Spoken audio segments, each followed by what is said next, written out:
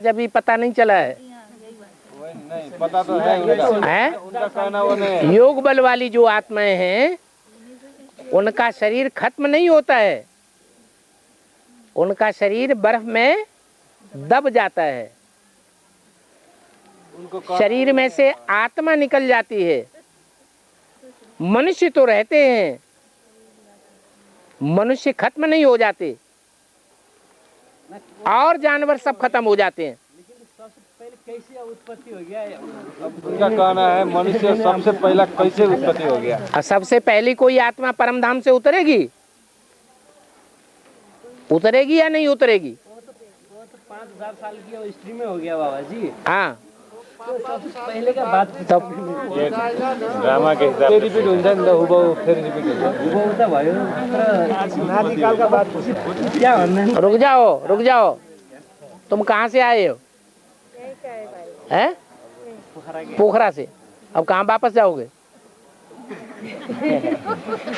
जहाँ से आए हैं वहीं वापस जाना है।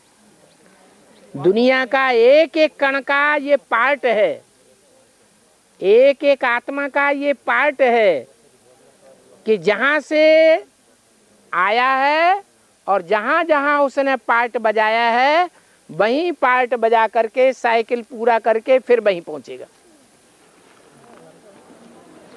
हर एक आत्मा में, हर एक अणु अणु में ये पार्ट भरा हुआ है, वो बदल नहीं सकता। ये सृष्टि की प्रकृति है, स्वभाव है, हूबहू रिपीटेशन।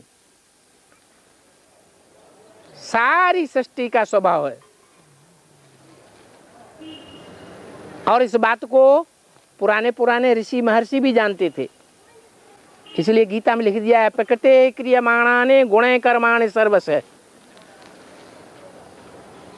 जो मनुष्यों की आत्मा है उसमें सारा रिकॉर्ड भरा हुआ है प्राकृतिक रूप से। अहंकार विमूढ़ात्मा कर्ता अहम इति मन्यते। अहंकार में, देह के अहंकार में भरा हुआ मनुष्य ये समझता है मैंने ऐसा किया, मैंने वैसा किया, मैंने वैसा किया।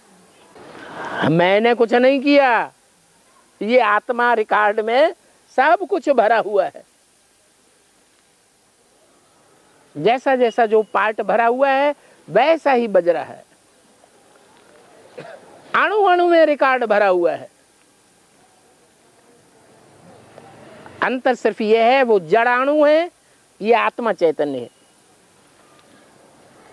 चैतन्य आत्मा को परमधाम जाना पड़ता है, फिर वापस आके अपना पार्ट बजाती है, चक्र में आती है।